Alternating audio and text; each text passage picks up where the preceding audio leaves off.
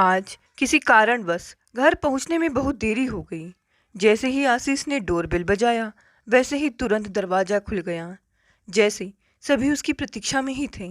आ गए आप? कनक ने मुस्कुराते हुए पूछा। हाँ, मत पूछो, आज काम ज़्यादा आ गया था। आशीष फ्रेश होने बाथरूम की ओर चल दिया और कनक किचन में। आशीष और कनक की एक ही बेटी है। जैसे तैसे आशीष और कनक मिलकर घर गृहस्थी बड़े सुचारू रूप से चला रहे हैं। आशीष प्राइवेट कंपनी में काम करता है। कनक भी मामूली घर की बेटी है। सम्मिलित परिवार था। माँ चाची मिलकर घर का काम करती। दादी माँ भी हाथ पर हाथ धरकर नहीं बैठती थीं। मसाले कूटती, दाल चावल गेहूँ बिनकर साफ करती। इसीलिए शादी से पहले कनक को काम नहीं करना पड़ा, पर शादी के बाद सारा काम उसने अपने सिर पर उठा लिया और उससे उसे खुशी ही मिली। अपना घर, अपना पति और अपनी बच्ची, उन सब के लिए कुछ भी कर सकती है। प्राइवेट स्कूल में बेटी को डालने के बाद तो झाड़ू बर्तन भी खुद ही करती। महीने के 500 रुपये बच जाते। उसने वास्तव में घर को खुशहाल बना रखा था, क्योंकि उसने अपने घर में देखा था कि धनहीनता में भी कैसे सुखी रहा जाता है। वहाँ तीज त्यौहार बड़े उत्साह से मनाए जाते। पूड़ी कचौरी लड्डू गुजिया बनाती। हर मौसम का अचार पड़ता। यहाँ तक कि मार्च अप्रैल में मिट्टी के नए कलश में गाजर मूली का पानी वाला अचार पड़ता। पापड़ बनती। अभाव बोध कभी नहीं रहा। उसी ढंग से उसने अपने इस घर को भी सुख का आशियाना बना रखा था। पति की हर बात मानकर चलने वाली कनक ने विरोध भी किया था बेटी को इतने महंगे स्कूल में डालने के लिए, पर बाप बेटी दोनों की इच्छा देख वह चुप हो गई थी। चाय के साथ गरम पकौड़े लेकर कनक आशीष के पास बैठ गई। अंशु पार्क में खेलने गई थी। सुनो जी, वो रमेश जी आज फिर आए थे। पकौड़े खाते खाते आशीष के माथे पर बल पड़ गए। कब? आज तो तुम लेट आए हो। तुम्हारे आने की 10 मिनट पहले। चाय का घूंट भर कर उसने एक और पकौड़ा उठाया। अब क्या चाहिए? मैंने मना तो कर दिया। अरे गुस्सा क्यों करते हो? वह तो निमंत्रण देने आई थी। किस बात का निमंत्रण? उनकी सोसाइटी तानिया का मुहूर्त है कल, मतलब गृह प्रवेश। उन बड़े बड़े लोगों में हम जैसे मामूली लोगों का क्या काम? कनक बहुत ही धीर गंभीर है, शांत स्वर में बोली। देखो, मान के पान को भी आदर देना चाहिए। वह बड़े बड़े लोगों की सोसाइटी है, सब जानते हैं, पर उन्होंने हमें निमंत्रण दिया है तो मान देकर ही फिर हमें उनका भी तो मान रखना चाहिए। तुम बहुत ही भोली हो। आज के संसार में तुम जैसी को बेवकूफ़ माना जाता है, क्योंकि तुम चालाक लोगों के छक्के पंजे नहीं पकड़ पाती। अरे मान वान कुछ नहीं, स्वार्थ है उनका सिर्फ। कनक अबाक आशीष का मुंह देखने लगी। अब क्या स्वार्थ? सोसाइटी तो बन चुकी। उसका धंधा है सोसाइटी बनाना। एक बन गई तो क्या काम छोड़ देगा? चौहान का घर खरीद रखा है, अब दूसरी सोसाइटी वहाँ बनेगी। वह जगह कम है, साथ में लगा है हमारा घर। हमारा घर पुराना व छोटा है, पर ज़मीन कितनी सारी है। यह मिल गई तो यहाँ तानिया से 2 गुनी बड़ी सोसाइटी बनेगी। पर अंशु तो जाने के लिए उछल रही है। उसकी स्कूल की 2 सहेलियाँ भी यहाँ आ रही हैं। वह बच्ची है। एक काम करते हैं, कल शनिवार है, आधी छुट्टी तो है ही, सोमवार की सरकारी छुट्टी है। चलो उसे घुमा लाते हैं, वह खुश हो जाएगी। तुम भी तो अपनी बुआ से मिलने की बात कब से कह रही हो। 2 दिन उनके घर भी रह लेंगे। कनक चहक उठी। सच? तब तो बड़ा अच्छा होगा। अंशु खुश हो जाएगी वहाँ जाकर, पर आखिरी महीने में हाथ खाली होगा। अरे वह जुगाड़ हो जाएगा। दूसरे दिन शनिवार को ही आशीष सपरिवार चला गया। लौटा मंगलवार को। रविवार को सोसाइटी में गृह प्रवेश समारोह था। आते आते रात हो गई। गेट के सामने से ही तानिया सोसाइटी पर नज़र पड़ी। 150 फ्लैटों में बस 5 फ्लैट ही बंद हैं। बाकी फ्लैटों की खिड़कियां दूधिया रोशनी से झिलमिला रही हैं। खिड़कियां पर पर्दे पड़े हैं। कनक अबाक, फिर बोली, अरे लोग रहने भी आ गए। रिक्शे से बैग उतार पैसे चुका रहा था आशीष। उसने नजरें उठाई, फिर देखा और बोला, तो क्या घर खाली पड़ा रहता? दिल्ली में किराया तो आसमान छूता है। पार्टी जबरदस्त हुई होगी। क्यों नहीं, बड़े लोगों की पार्टी थी। खाना पीना नाच मस्ती सब कुछ। अच्छा हुआ कि हम नहीं गए। आशीष हंसा। ऐसे लोगों में हम चल भी नहीं पाते, तभी निकल गया था। चलो पड़ोस बसा, रोशनी चहल पहल रहेगी। सुना पड़ा था शहर लगभग सीमा के पास है, तभी आबादी कम है। इतने बड़े लोगों के बीच रमेश जी को हमें बुलाना नहीं चाहिए था। अरे उसने उम्मीद नहीं छोड़ी। दूसरी सोसाइटी में बड़े फ्लैटों का लाखों रुपए का चारा जो डाल रखा है। आशीष ने गलत नहीं कहा। तान्या बनाते समय ही उसकी नज़र इस घर पर थी। घर तो पुराना और जर्जर है, पर साथ में ज़मीन बहुत सारी है। कुल मिलाकर 3 बीघा तो होगी। यह मिल जाती तो पुल कम्युनिटी हॉल बनवाता तो इन्हीं फ्लैटों के दाम 10 लाख रुपए और बढ़ जाते। एक फ्लैट और 30 लाख रुपए कैश देने को तैयार था। रातों रात आशीष की आर्थिक दशा सुधर जाती। भविष्य सुनहरा होने के साथ साथ एक उच्च समाज में प्रवेश पत्र भी हाथों हाथ मिल जाता। पर आशीष नहीं माना। मामूली आदमी जो ठहरा, उसके लिए ग्लैमर से ज़्यादा अपनी जड़, अपनी पहचान कीमत रखती थी। निर्धन पिता से पाई एकमात्र संपत्ति थी यह घर। इसको वह जीवन भर संभाल कर रखना चाहता था। कनक भी घर में बहुत संतुष्ट थी। दिन रात घर की सफाई और साज सज्जा में लगी रहती थी। घर की मरम्मत के लिए खर्च से बचाकर पैसे भी जोड़ रही थी। उसे बस एक ही चिंता थी। सो एक दिन आशीष से बोली, सुनो जी, दोनों और ऊंची ऊंची सोसाइटी बन गई तो हमारे घर की धूप, हवा, रोशनी एकदम बंद हो जाएगी। आशीष चाय पी रहा था, हंसकर बोला, कुछ भी बंद नहीं होगा। क्यों?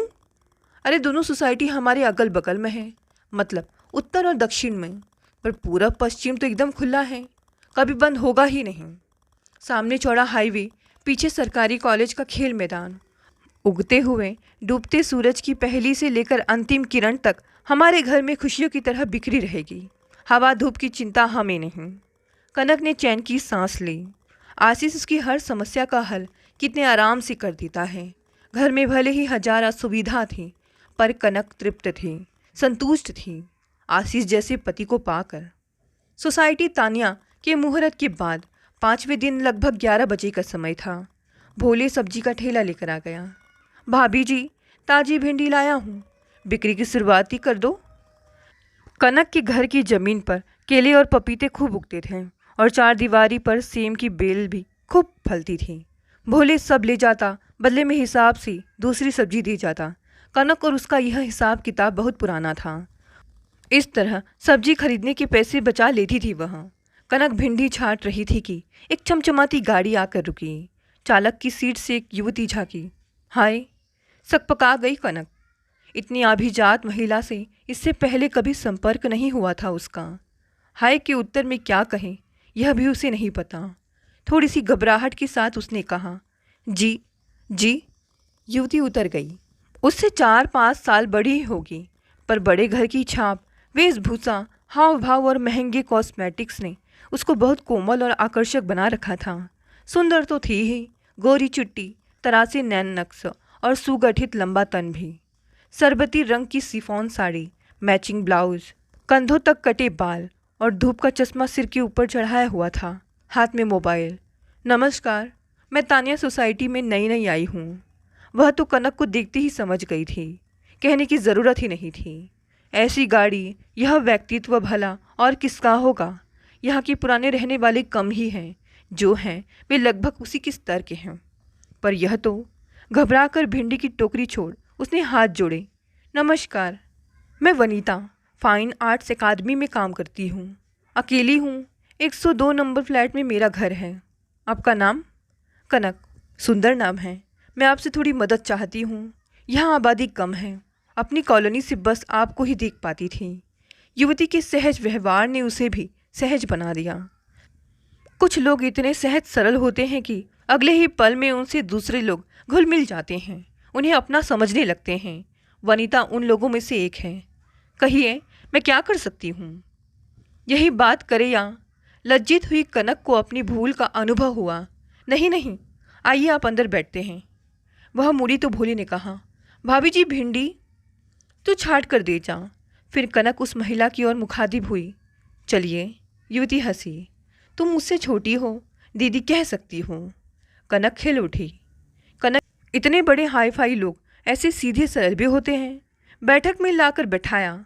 वनीता ने मुग्ध होकर देखा। पुराना घर, पुराना साज सामान। उनको भी कनक ने झाड़ पोंछ कर इतने सुंदर ढंग से सजा रखा था कि देखते ही आंखों में ठंडक पहुंच जाए, मन खुश हो जाए। तुम तो बहुत ही सुगृहिणी हो। घर को कितना सुंदर सजा रखा है। लज्जा गई कनक। उसकी प्रशंसा सभी करते हैं, पर इनके द्वारा की गई प्रशंसा में दम था। नहीं दीदी, मामूली साज सामान, उसी को तुमने असाधारण ढंग से सजा रखा है। तुम्हारे पति तुमसे बहुत प्रसन्न रहते होंगे। पानी पानी हो गई वह और अपनी प्रशंसा को सुनकर। पल में वनीता उसे अपनी सगी सी लगने लगी। चाय लेंगे या कॉफ़ी? कुछ नहीं, बस तुमसे एक सहायता चाहिए। कहिए। कनक ने घड़ी देखी। आज शनिवार है, बाप बेटी दोनों का हाफ डे है। जल्दी लौटेंगे और खाने की तैयारी कुछ हुई ही नहीं है। चिंता होने लगी उसे, पर वनीता का साथ अच्छा भी लग रहा था उसे। मेरा किराए का घर यहाँ से 10 किलोमीटर दूर है। पुरानी काम वाली यहाँ नहीं आ सकती। यहाँ कोई मिली नहीं। एक काम वाली चाहिए। काम वाली? कनक सकपका गई। असल में काम वालियों से परिचय नहीं था उसका। सारा काम वह स्वयं करती थी। बेकार में रुपए महीना चले जाएंगे। आशीष ने कई बार कहा भी था, पर वह तैयार नहीं हुई। बेकार में रुपए महीना चले जाएंगे। उन्हीं पैसों से साग भाजी का खर्चा निकल जाता है। मैं अकेली हूँ। 8:30 बजे निकलकर 5:30 बजे तक लौटती हूँ। खाना नाश्ता सब बनाना पड़ेगा। छुट्टी के दिन दोपहर का खाना भी, दूसरे दिन रात का खाना, बाकी सफाई, कपड़े, झाड़ू, बर्तन, सौदा सपाटा। सुबह 6:30 बजे आ जाए, फिर शाम को 6 बजे। पैसा जो मांगेगी दे दूंगी। भोले इतने में भिंडी लेकर अंदर आया। भाभी जी, रसोई में रख दूँ? रख दे। सुन भोले, कोई काम वाली ला देगा? किसके लिए? यह मेरी दीदी है, तानिया सोसाइटी में रहने आई हैं। अकेली है। काम वाली को सारा काम, सौदा सपाटा सब करना पड़ेगा। सुबह व शाम को आना पड़ेगा। भाभी जी, मेरी एक बहन है, पास एक गांव में ब्याही थी। 8 बीघा जमीन, पक्का घर, 2 बच्चे पढ़ने वाले। जीजा अचानक चल बसे। देवर ने मार पीट कर भगा दिया। जमीन का हिस्सा नहीं देना चाहता। 2 महीने से यहाँ आई हुई है। मेरे ठेले की आमदनी है बस। घर में माँ, अपने 2 बच्चे, बेबी। परेशानी तो है।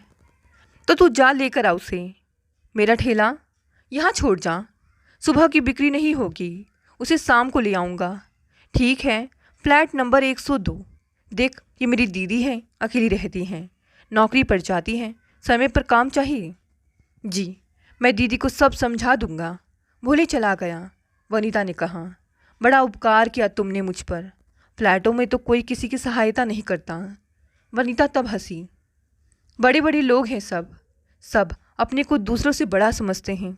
आपस में आना जाना भी नहीं, बस चढ़ते उतरते हैं, हाय हेलो। अब जो भी काम हो यहाँ आ जाइए, अपना घर समझकर। तभी आशीष अंशु को लेकर बाइक से घर लौटा।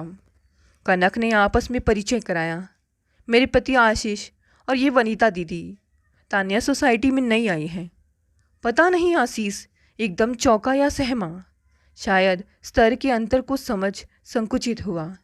एक पल रुक कर उसके हाथ उठे। नमस्कार नमस्कार।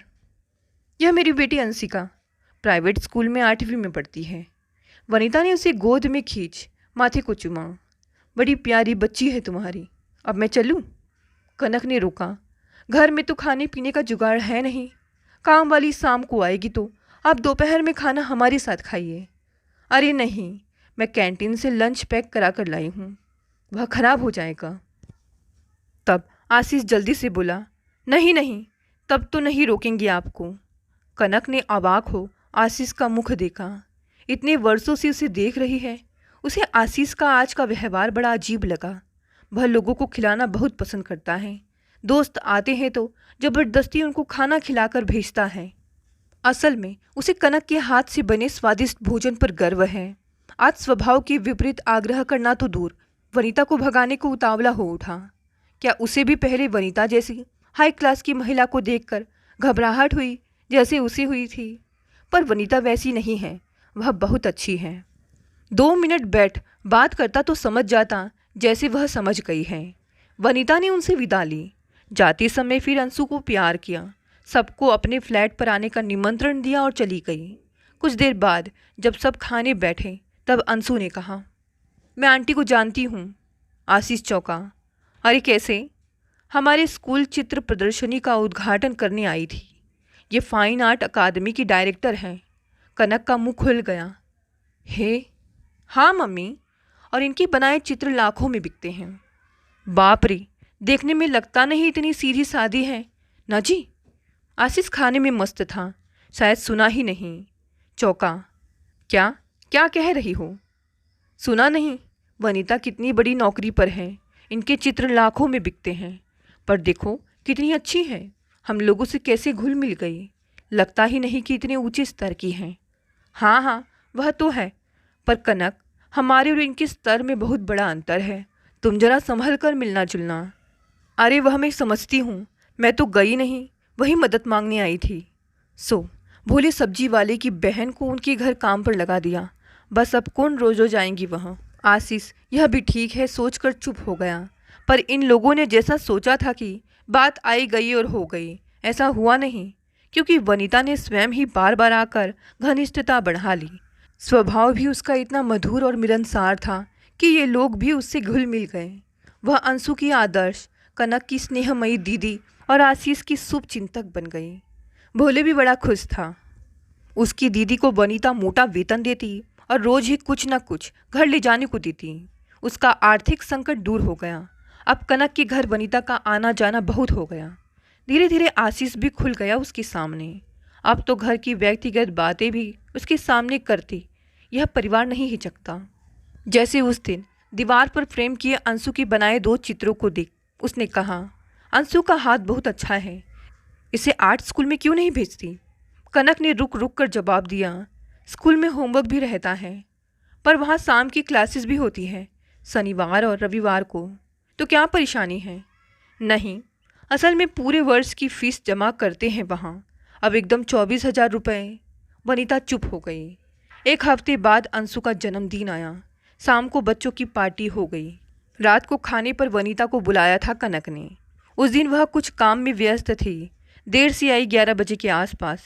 अंशु को लेकर एक बार बाजार गई थी, उससे सुंदर सा एक ड्रेस खरीद दिया। रात खाने पर आई तो सबसे पहले उसने अंशु को खूब प्यार किया, आशीर्वाद दिया, फिर बोली, कनक, मैंने अंशु को कोई गिफ्ट नहीं दिया अभी तक। कनक से पहले आशीष बोल पड़ा, अरे इतना महंगा ड्रेस? वह गिफ्ट नहीं, गिफ्ट यह है। उसने एक लिफाफा बढ़ा दिया आशीष की ओर। आशीष हैरान था, यह क्या? Birthday gift. अंशु के होठों पर दबी मुस्कान, अर्थात उसे पता है कि इसमें क्या है। आशीष ने कनक की ओर देखा। उसने असमंजस से सिर हिलाया, उसे भी कुछ पता नहीं। आशीष ने सोचा इसमें चेक होगा। खोला तो चौंका, मुंह से निकला, अरे यह कब? खिलखिला उठी अंशिका। जब ड्रेस लेने गई थी। आर्ट कॉलेज में अंशु की भर्ती होने की पूरे 2 वर्ष की फीस की रसीद। आशीष के पैरों के नीचे की जमीन खिसकने लगी। कनक ने भी देखा। वह कुछ बोलती कि वनीता ने रोका।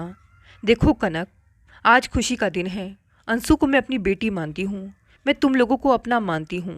तुम लोग भले ही मुझे पराया समझते हो। व्यवहारिक ज्ञान कनक को आशीष से ज़्यादा है। उसने बात संभाली, नहीं दीदी, आपको भी हम परिवार का हिस्सा समझते हैं। तो फिर इतने परेशान क्यों हो?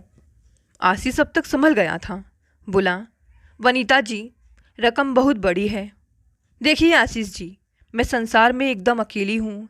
मेरी आय काफ़ी है। मेरे लिए यह सज़ा है कि मेरे पास कोई नहीं है जिस पर मैं 10 रुपये भी खर्च करूँ।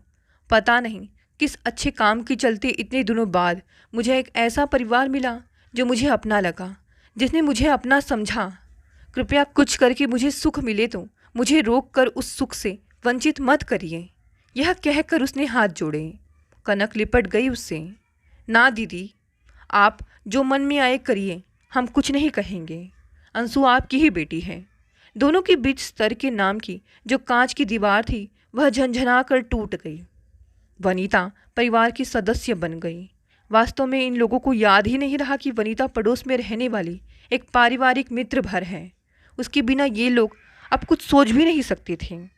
घूमना, खाना, भविष्य योजना, यहाँ तक कि आर्थिक योजना, सब कुछ में वनीता शामिल हो गई। आशीष ने थोड़ा रोकने का प्रयास ना किया हो, ऐसी बात नहीं, पर अंशु व कनक की खुशी देख वह चुप ही रह जाता। धीरे धीरे घर की काया पलट हो रही थी। सबसे पहले उसने एक माली लगाया जिससे बगीचा सज संवर जाए।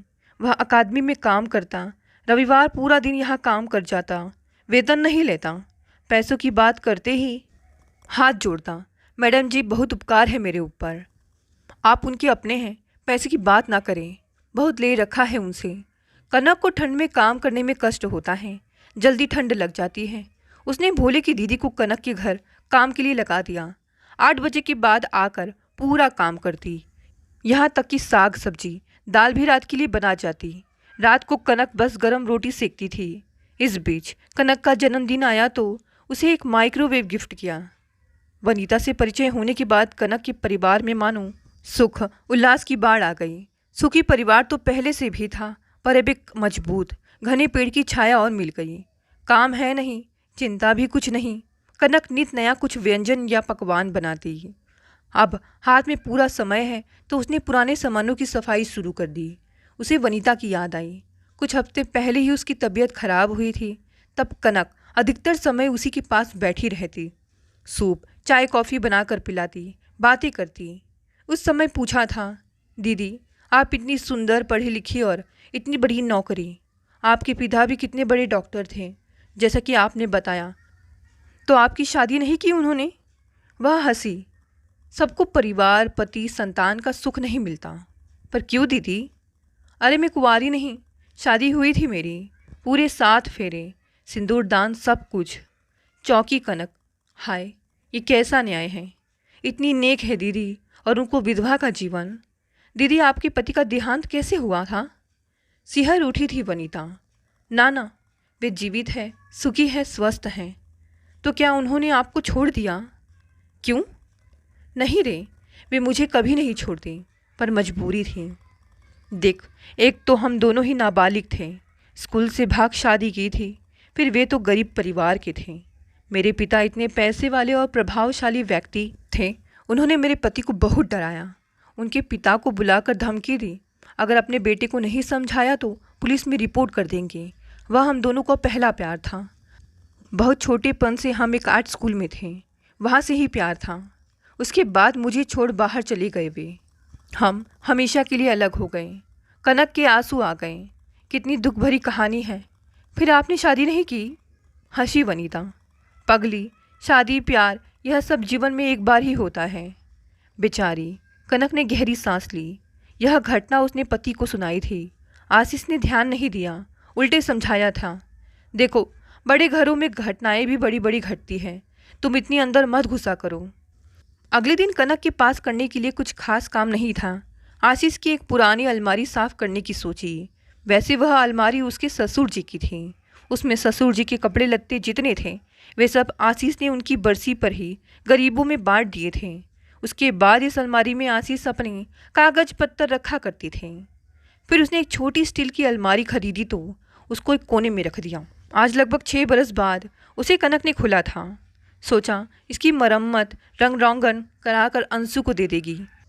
कनक ने सोचा कि पहले सारा सामान नीचे उतार कर रैक अच्छी तरह साफ करके फिर सारा सामान झाड़ कर ऊपर रख देगी। उसने सबसे पहले ऊपर के खाने को टटोला। एक लेदर का पुराना छोटा सा पोर्टफोलियो बैग लॉकर में मिला। आजकल इनका चलन समाप्त हो गया है, पहले था। आशीष को कभी लेते नहीं देखा। शायद ससुर जी का होगा।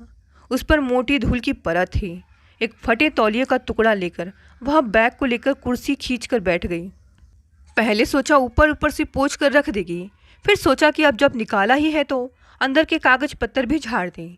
बेकार के कागज होंगे तो उनको फेंक बैग को हल्का कर देगी।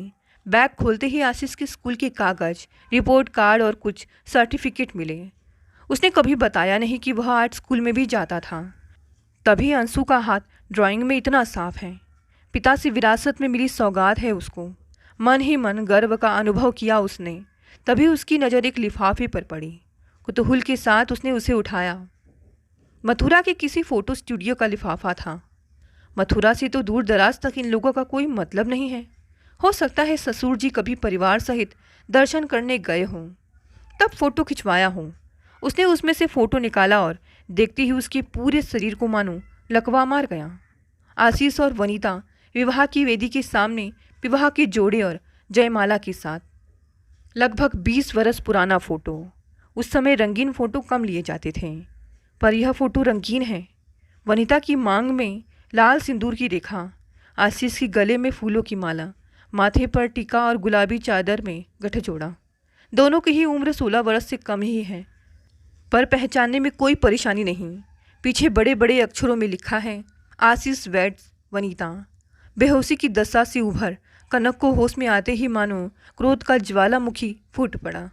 आशीष उसका वह पति है जिस पर उसे गर्व है। वह अपने को सारी सहेलियों से ज़्यादा पति सुहागिन मान इतराती है, गर्व से फूली फूली रहती है। वह विश्वासघाती है। वह पहले से ही विवाहित था। वनीता उसकी पहली पत्नी ही नहीं, उसका पहला प्यार भी है। तो क्या तान्या में उसका फ्लैट लेना, फिर काम वाली के बहाने उसके घर में घुसना और फिर उससे परिवार में बेटी से इतना घुल मिल जाना, यह सब सोची समझी साजिश है? दोनों जरूर मिलते होंगे आज भी। यह सब जो हो रहा है सब इन दोनों की योजना है। वह मूर्ख की मूर्ख ही बनी रही। अपने ऊपर भी गुस्सा आया। क्या किया उसने? अपनी मूर्खता के कारण स्वयं अपने पैरों पर कुल्हाड़ी मार ली। पति पर इतना अंधा विश्वास अपनी कोई सहेली भी नहीं करती है। एक वही आज तक मूर्ख बनकर धोखे की दुनिया में जीती रही, अब इस विश्वासघाती पति के साथ एक दिन भी नहीं रहेगी और उसको उसी के फ्लैट में जाकर सबके सामने झाड़ू से पिटाई करके आएगी। तभी कनक की कुछ व्यवहारिक बुद्धि जागी। आशीष के साथ न रहेगी, यह तो तय है, पर वह जाएगी कहाँ? माँ बाप नहीं है, दादी भी नहीं है, घर पर भाभीयों की सरकार है। वे ननंद और उसकी बेटी को तो अपने घर पे पैर भी न धरने देंगी। हाय क्या करूँ मैं? सोच सोच कर बहुत रोई कनक। फिर आंसू पोंछ ठंडे दिमाग से सोचने बैठी। 14 वर्ष पूरे हो चुके थे विवाह को। अंशु 10 वर्ष पूरा करके 11वें साल में चल रही थी। उसने आज तक आशीष के चरित्र में कोई 19-20 नहीं देखा। उसकी किसी इच्छा को अपनी क्षमता में रहते अपूर्ण नहीं रखा। तब क्या था? यह सब चालाकी थी। उसके सारे मन पर तो वनीता का अधिकार था। आज दोनों के मुखौटे नोच फेंकेगी वह, आग लगा देगी परिवार को, और सबसे पहले इस मनहूस फोटो को, जिसे इतने वर्षों से सीने में छिपा रखा है और उसे भनक तक नहीं लगने दी। वह उठकर फोटो को लेकर गैस पर जलाने ले जा रही थी। तभी एक बात ध्यान में आई। अच्छा, इतने वर्षों में कभी भी आशीष को अलमारी खोलती नहीं देखा। उसने फिर फोटो को देखा। 2 मासूम बच्चे ही लग रहे हैं। 5-6 वर्ष में ही अपनी अंशु इतनी ही बड़ी हो जाएगी। आशीष उसका पति है। पति के धर्म को निभाने में कहीं भी वह चुका नहीं। किस प्रकार की समस्या कठिनाई आई तो ढाल बनकर उसके सामने आ गया। उसे हर कठिनाई से बचाता रहा, उसे हर तरह से खुश रखने का प्रयास करता रहा। आज तक एक कटु शब्द तक नहीं बोला वह उससे। पति उसका इतना अच्छा है कि उससे उसकी हम उम्र स्त्रियाँ ईर्ष्या करती हैं। और वनीता, वह भी तो ठीक बड़ी बहन की तरह उस पर लाड़ प्यार बरसाती है, उसका ध्यान रखती है, उसके लिए चिंता करती है। सब चालाकी तो नहीं लगती। आशीष भी अपनी सीमा में रहकर ही वनीता से मिलता है, शालीनता बनाए रखता है, मर्यादा बनाए रखने में सतर्क रहता है। वनीता भी आशीष के साथ व्यवहार में सदा ही औपचारिकता ही बनाए रखती है, जबकि अंशु और उसके साथ एकदम एकात्म होकर घुल मिल गई है। सब प्रकार की आमोद प्रमोद में घुल मिलकर उपभोग करती है, जबकि दोनों रीति रिवाज के तहत बंधनों के पति पत्नी हैं। पल में सारा क्रोध, सारी उत्तेजना शांत हो गई कनक की। उसका कितना ध्यान रखते हैं दोनों। वह आहत ना हो, मन में संदेह ना हो, उसका विश्वास ना टूटे, यही सोच वे कितने संयत, कितने सतर्क होकर एक दूसरे से औपचारिक संपर्क बनाकर रखते हैं। कितना कष्ट होता होगा उन दोनों को। एक दूसरे को समर्पित थे दोनों। बाल बुद्धि में भागकर भले ही विवाह किया हो, पर विवाह तो झूठा नहीं था। भले ही समाज ने दोनों को खींचकर अलग कर दिया हो, पर मन का बंधन क्या टूटता है कभी? सच तो यह है कि वह खुद ही वनीता का संसार, अधिकार, यहाँ तक कि पति पर कब्जा किए बैठी हैं। ये दोनों तो तिल तिल कर मर कर जी रहे हैं प्रतिदिन। एक दूसरे को सामने पाते ही कितनी पीड़ा होती होगी मन में। उसे दुख ना हो, यही सोच वे दोनों सहज भाव से बस अच्छे पड़ोसी की तरह एक दूसरे से हंसते बोलते योजना बनाते हैं, बस इसीलिए कि उसके सुखी जीवन में दुख की छाया ना पड़े। और एक वह है कि उनको ही अभियुक्त बनाकर कटघरे में खड़ा करने चली थी। छी, कितनी ओछापन है उसमें। संयोग से वनीता को आशीष फिर से मिल गया, पर अब वह उसका नहीं, कनक का पति है। चाहती तो वह कनक से उसके पति को छीनने की कोशिश भी कर सकती थी, पर उसने ऐसा नहीं किया। वह उसकी बहन और आशीष की अच्छी दोस्त बन गई। इस परिवार की सच्ची शुभचिंतक बन गई और वह उस पर ही आक्रोश में भरकर अपने हाथ से सजाए गृहस्थी में आग लगाने जा रही थी। कितना छोटा मन है उसका। आंसू पोंछ कनक ने फोटो को लिफाफे में भरकर बैग में रखकर धूल की परत समेत जहाँ था वहीं रख दिया। ताला लगा उसने हाथ धोए। खिड़की से ठंडी हवा के झोंके ने आकर उसके माथे को चूमा। उसका मन हल्का हो गया, मानो हरी घास के ऊपर हेर श्रृंगार के फूल बिखर गए हों। उसने सोचा आज रात वनीता को खाने पर बुलाकर उसकी पसंद के दही बड़े आलू पराठा बनाएगी, जो आशीष को अंशु को भी पसंद है, उसे तो है ही। आज पुरानी बात यहीं दफन हो गई। और सच बात तो यह थी कि वनीता का आशीष की प्रति एक अपराध बोध था, जिसको वह अब पैसों की बदौलत कम कर रही थी। दरअसल आशीष ने वनीता को पहले दिन से ही अपनी ज़िंदगी से निकल जाने को कहा था, लेकिन वनीता नहीं मानी। मजबूरन आशीष चुप रहा, क्योंकि वह नहीं चाहता था कि वनीता के बारे में कनक को कुछ भी पता चले और वह टूट कर कुछ गलत फैसला ले ले। लेकिन तकरीबन 1 साल के बाद वनीता कहीं दूर चली गई और एक खत कनक के नाम छोड़ गई, जिसमें उसने अपनी ज़िंदगी के सारे किस्से बयान किए थे। जैसे कि कनक सारी बात पहले से ही जानती थी, इसीलिए वह चुप होकर रह गई। दोस्तों, ये कहानी यहीं समाप्त हो गई। कहानी पसंद आई तो इसे लाइक शेयर कमेंट करें। नए हैं तो चैनल को भी सब्सक्राइब कर लें। धन्यवाद दोस्तों, मिलते हैं अगली नई कहानी से।